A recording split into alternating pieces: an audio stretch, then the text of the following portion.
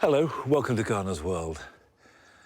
Plums are one of those fruits that are so distinctly associated to a season for me. But there's always a surfeit, and the best way to store them is as jam. And one of my favourites are damsons. But the thing I most like about them, apart from their taste, is their story, because they were brought over by the Crusaders back in the early medieval times. And they're called damsons after Damascus. Of course, humans aren't the only ones that love plums.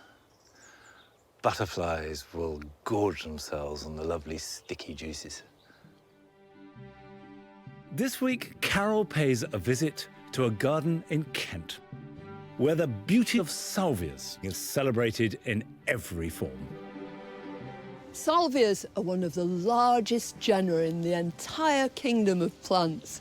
Almost all of them are worth growing for their extraordinary flowers. They say that gardening is one of the best ways of keeping your youth. Well, here's the proof of it, because we visit a gardener about to celebrate her 100th birthday and still gardening with enthusiasm and vigour. I couldn't live without it. It keeps me going. And I'm going to be resolving a problem area where hedges are shading out the grass, as well as harvesting a herb that belongs quintessentially to summer and replacing it with another that does very well in winter.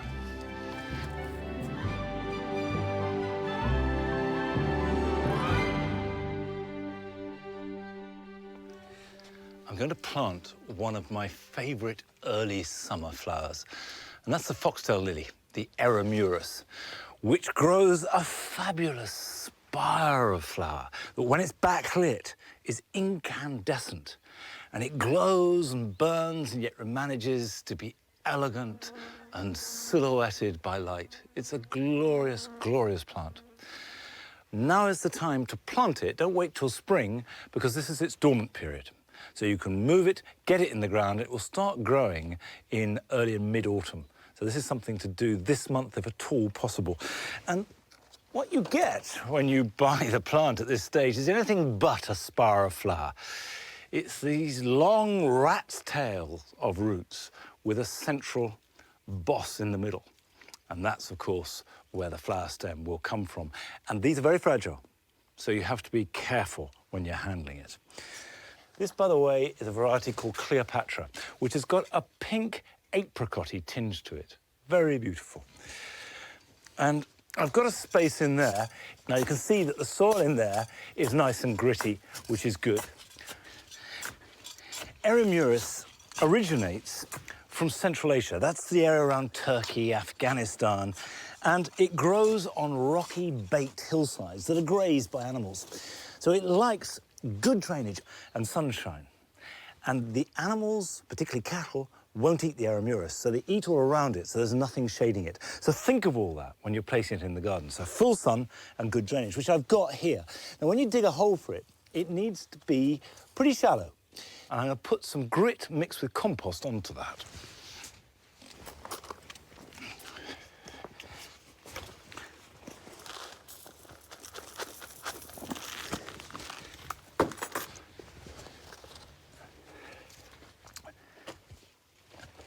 Now, one of the slight peculiarities of Eremurus is that you plant it very shallowly. Don't bury it deep.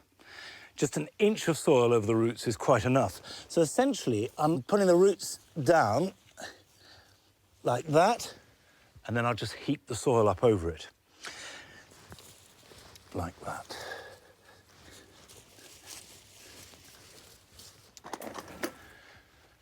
I'm just going to put some grit mixed with compost over the top, and that will protect the roots and also ensure the drainage, because you can guarantee between now and next April, when it starts to grow, we will have a lot of rain. Now, there's one final job that's important. That is to mark it, because the roots are very brittle. And if you don't mark it, and come spring or winter, you're working in the border, you hear a horrible crunching sound. And that's as my great feet tread on the roots and break them. So I'm going to stick that in there. And that's it. It's completely happy now. And it will start to appear, and what you get is this sort of steeple, this cone that appears above ground, and from that, the flower emerges. Come on. Come on. There's a good boy. Here. Squiz, squiz. Go on then, good boy, go on. I bought this Salvia Amistad, at Hampton Court Flower Show this year, and it's got exactly the sort of intensity of colour that I love here in the Jewel Garden. I'd like to grow more salvias if I could, but they don't really like our heavy, wet soil here at Longmeadow. But Carol went to Sevenoaks to meet William Dyson as part of her search for the iconic plants that we all love to grow in our gardens and the people who devoted their lives to him. And he has an incredible range of salvias. Come on, Mush, come on.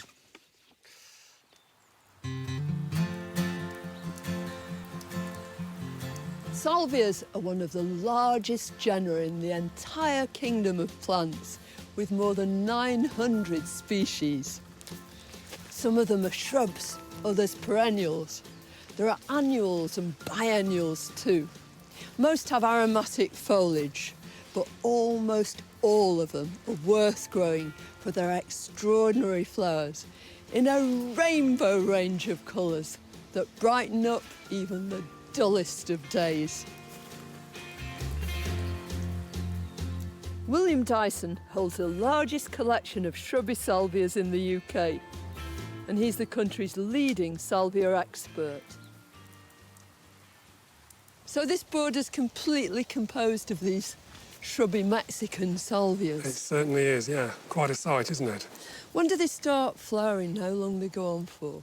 These will start off flowering typically in early May and they'll go right the way through into late November. And which are the hardiest in all this vast range? Well, a lot of these are hardy, but the real stalwarts, bone-hardy variety, if you like, would be these two here. The very dark purple Salvia Nactvalinda. Lovely colour, isn't it? Yeah. And then the plant next to it, which is Salvia Jezebel. People get very worried because they've got a reputation for being tender, haven't they? They have. If you think about the environment where they come from, we're looking at high altitude, plenty of sunlight, plenty of air, and perfect drainage. So really, the reason people lose them is because it's a combination of wet and cold, isn't it? Yeah, that's right. Don't try and grow them in clay. If you haven't got the right kind of soil, try growing them in containers.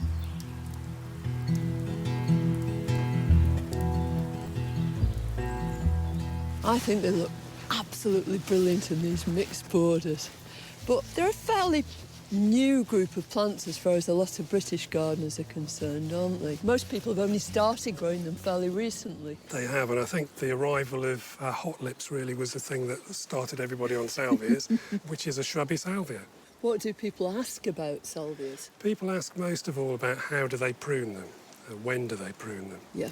And the two main periods of the year for pruning are the early April prune. Take that maybe down to about a foot, but always making sure there's new shoots below where you're cutting. And you'll then get a big amount of regrowth. A surge of growth. Surge of growth. And Lots of masses of flowers. And if you want to keep a good shape to the plant, it's better to actually prune the whole lot off again by about a half. We do it in July. Yeah. We call this the Hampton hack. All right. OK, so Hampton Court time, it's easy to remember. As opposed to Chelsea As opposed chop. to Chelsea chop, yeah. And this is going to encourage a new crop of flowers within about 4 or 5 weeks from pruning. Yeah. And it's not going to give you a leggy plant. And those pieces that you've cut off, can you grab hold of those and make new cuttings? You can make cuttings out of those. I mean, better still is to use the growth that comes from the April prune. Yeah. Take some of those nice soft tips and root those up. They will root probably in about 2 weeks. Yeah, no. Easy as that. 2 weeks, Yeah. really? And then you've got a good long growing season before the bad weather of the winter arrives. I just love the way they combine with other plants, don't you? I do, absolutely. And, I mean, they will have been in flower when all your first perennials were here. And here they are again with dahlias and fuchsias and this lovely thing. That's a salvia too, That's a isn't salvia it? as well, yeah. But that's a herbaceous species which comes from Argentina, and that's going to die down completely to the ground in the winter. and then rock it up from about May onwards to, well, what are we there, about 7 foot high? Yeah, nearly as tall as you. Absolutely.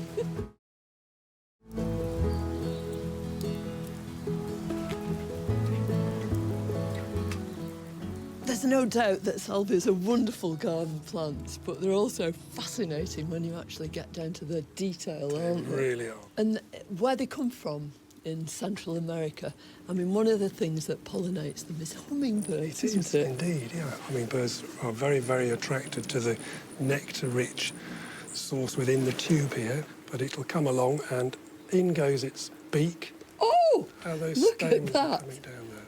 Astonishing. So this is the stamens, and the anthers on the end are loaded with pollen, aren't they? Absolutely, yeah. So that will go onto the hummingbird and it'll drink all the nectar out of the tube and then fly away to another one. Yep. And he'll go in and start sipping nectar from there. And the Right. pollen might just catch on to the Inside stigma. that top bit Yep. is a stigma, So that's the female part of the flower. sort of feathery on the end, Yeah. isn't it? And that will pick up the pollen grains and fertilisation will take place.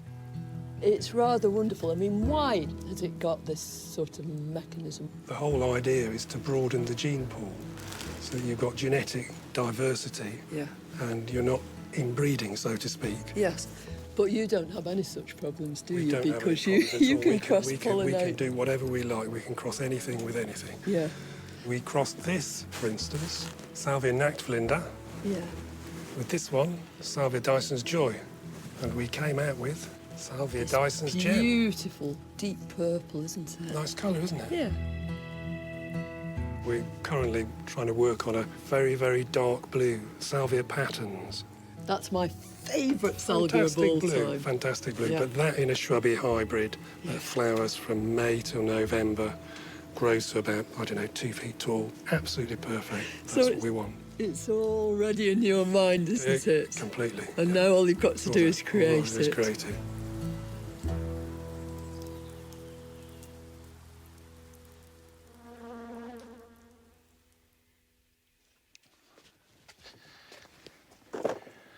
Of course, sage is a salvia, a very beautiful one too. We always let this flower before cutting it back. Talking about beautiful and flowers and herbs, the basil is beginning to show signs of autumn. And of all the plants in the garden, basil is the best measure of temperature because it hates cold. And as soon as the temperature drops, the leaves get thicker and the plant gets less palatable. You lose that lovely freshness that good basil has. And if there's a touch of frost, just a nip, it'll just blacken and you lose the lot. So what I plan to do is cut my losses, say that this will not improve, harvest all my outdoor basil and turn it into pesto where I can store it and then use the bed to plant some parsley. And by the way, the outdoor basil has been okay this year. It's been worth growing, but not nearly as good as the basil in the cold frames. And basil is a tropical plant that likes lots of heat, lots of water, good drainage, some goodness and richness in the soil. Now, to put all that together is really tricky outside. However, let's make the most of it. Oh, look what I found. There's a surprise. You don't want that, do you? Go on. The best way of handling basil is to cut the whole stems and take them somewhere like a kitchen table and strip the leaves off. This is the last of the crop, so the point is to store it as good as it can be at this stage of the year. And that means turning it, in our house, into pesto. Pesto just means paste, and if you use basil, pine nuts, and parmesan, you have a delicious pesto. It's really good. You can freeze it easily and then use it in the middle of winter and just get that lovely, rich taste of summer flooding back. This, by the way, is our second sowing of basil. Oh, that's our cockerel. I got given some bantams for my birthday. They were tiny little things. Well, that's the first time he's crowed. Good on you, boy. Now, just don't do it at 4 o'clock in the morning. This is our second sowing of basil. This was sown in April. This end section of basil is from the first sowing, which was in February.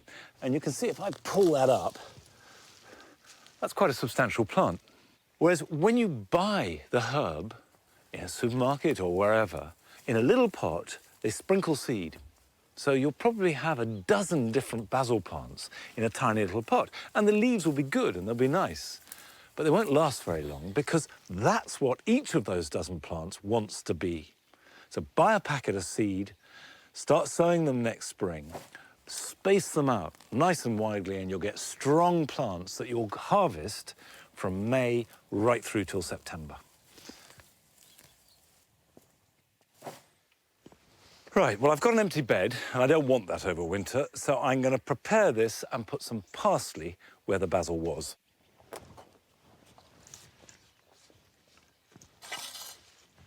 Although there's added grit in this bed, which is good for the drainage, I'm adding some compost, and I had added some before, to slightly enrich the soil, because I'm going to put parsley in now. And parsley likes good drainage and it likes some sunshine, but it can take some shade, and it does best in fairly good loam. Now, compost is the ideal thing, and you can see I'm just putting it on very thinly, because compost works by stimulating the soil's bacterial and fungal activity. So every time I replace any plant in these vegetable beds, I just dress it with compost, and that literally is enough. This is flat leaf parsley, and the more traditional English parsley is curly leaf. And the essential difference between the two is that this has got a milder taste, and also the texture of the foliage is much finer. Whereas curly leaf parsley, you have to chop up, really. But they're both good. Space it out generously. That's the key to it. Give them a chance. And what that means, of course, is repeated cutting. I tend to harvest my parsley by cutting the whole thing down to the ground and letting the whole thing regrow. And you can probably do that 3-4 times in its life. It's not only delicious, which is the main reason for eating it, but it's actually very good for you too. It's rich in vitamin C and vitamin K, which is bone strengthening, in antioxidants. And so it's one of those foods that is happily a combination of medicine and delight. And you can't say that about many things. Well, if I haven't persuaded you to go out and buy some parsley and plant it this weekend, here are some other things that you can be doing. Many shrub roses put on a growth spurt when they finish flowering, and this can result in long, waving tendrils that can catch the wind and damage the roots over the winter. So prune these back so the shrub has an even, uniform shape. If you're going to water anything in your vegetable plot or on your allotment this weekend, give celery, celeriac and young lettuce a really good soak, as these are plants that will benefit most. And as always with watering, don't water the plant, water the soil. It's a good time to take pelargonium cuttings. Choose a strong growing tip and cut off between 2 and 4 inches and put this straight into a polythene bag. Then, when you're ready, remove most of the foliage, just leaving a leaf or two. Make a clean cut with a sharp knife and place the cuttings around the edge of a plastic pot filled with a free-draining compost. Now I'll pop these in the greenhouse and keep the compost moist but not get the leaves too wet, because pelargonium cuttings like to be kept fairly dry. Now they say that gardening is the best recipe for preserving your youth. Well, here is the proof of that.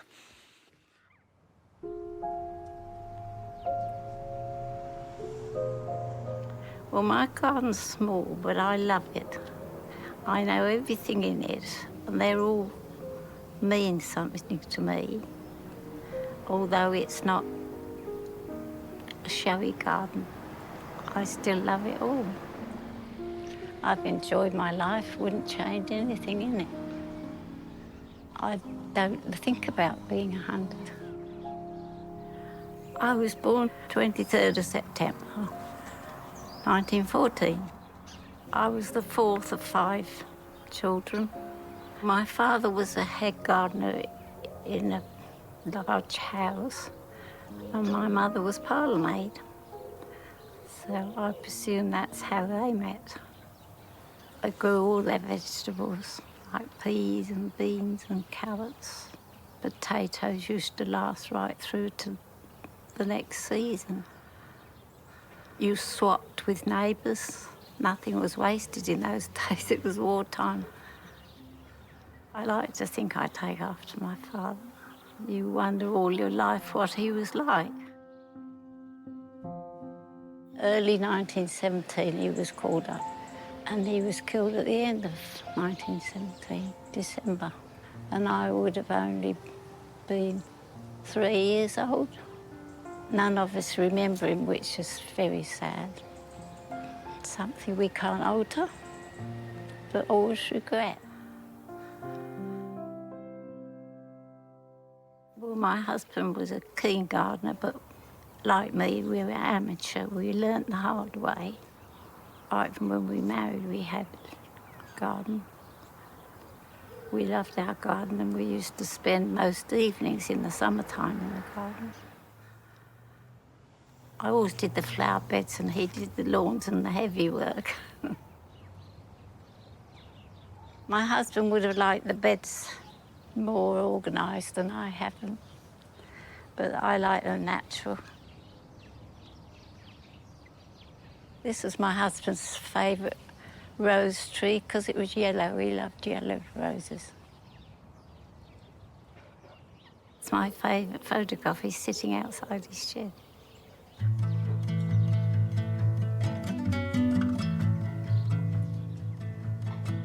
That camellia, a friend bought me because it was called Margaret.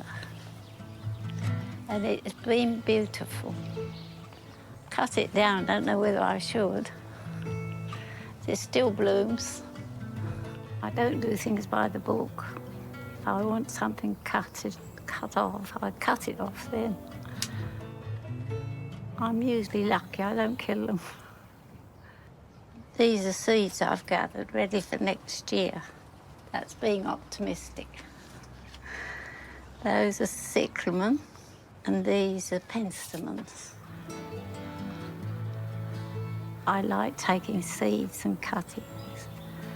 I like to have a little bit of everything in the garden.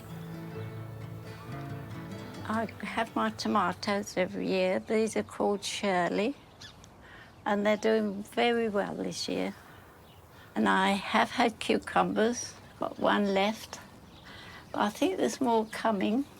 I love cucumbers.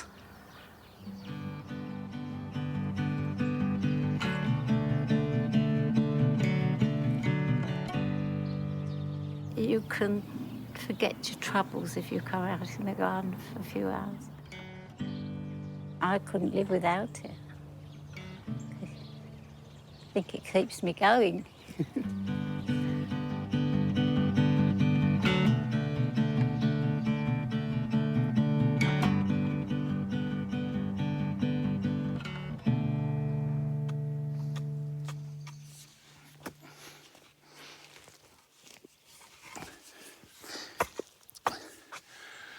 Well, all I can say is wishing you a very happy birthday on the 23rd, Margaret, and may there be many more to come.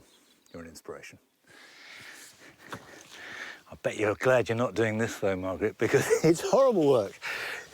This is a strip of ground either side of the path, and up to 5 years ago, this was perfectly mowable grass, just like the rest of the path all the way down the centre of the garden here. But in the last 5 years, the hedge has grown quite substantially. Not up, because we kept it cut, but the roots have grown out. You can see as I dig in, you can hear. I'm just tearing at roots. And the upshot is that it's mud for half the year and a dust bowl for the other half. So I want to make a virtue out of necessity. And you can buy very specific grass and wildflower mixes for almost every kind of soil and situation. And if you're not sure where to go for it, if you look on the internet and just type in wildflower mix for hedgerows, for example, you will come up with all sorts of choices. And what I'm doing is preparing the ground to sow seed for a predominantly wildflower with some grass in it that will cope with shade, that will cope with the roots of the hedges, and will look really nice, and then can be mown later on in the year. And to prepare the ground, all I've got to do is just loosen the soil. It doesn't need double digging, it doesn't even need going very deep at all, just an inch or two. And you can do this in quite a small area. If you've got a patch alongside a fence, a wall, or a hedge that's a bit shady, then you could just do a small area, a yard or two, and that would look really good. And the other great virtue, as well as looking good, is it's fantastic for wildlife. All the unruly growth that you get with wildflowers and long grass is perfect, particularly for bringing insects into the garden. So having lightly dug it over, it just should be raked to get rid of the worst of any lumps or stones. Doesn't matter if it's perfect, because this is not going to be a lawn. Just a nice even surface.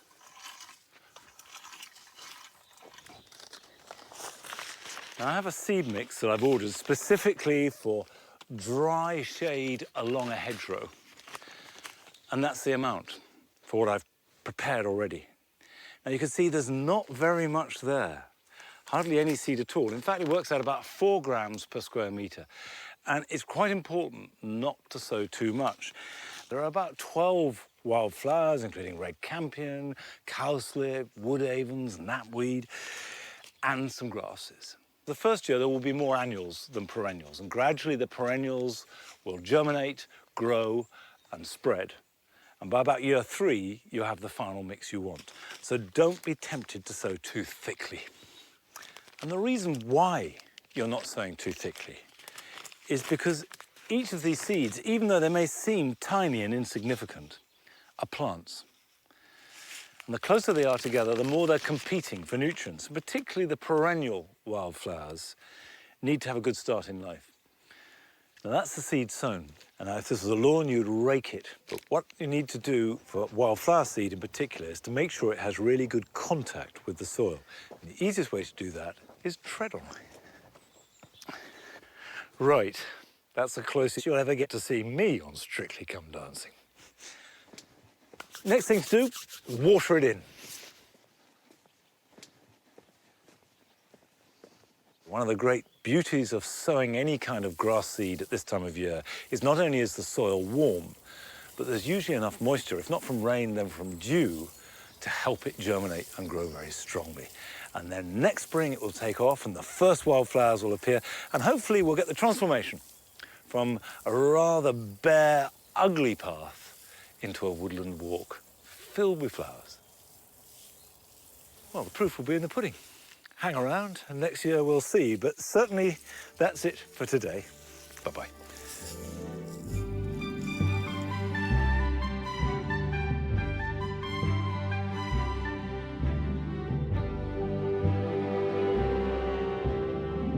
Come on.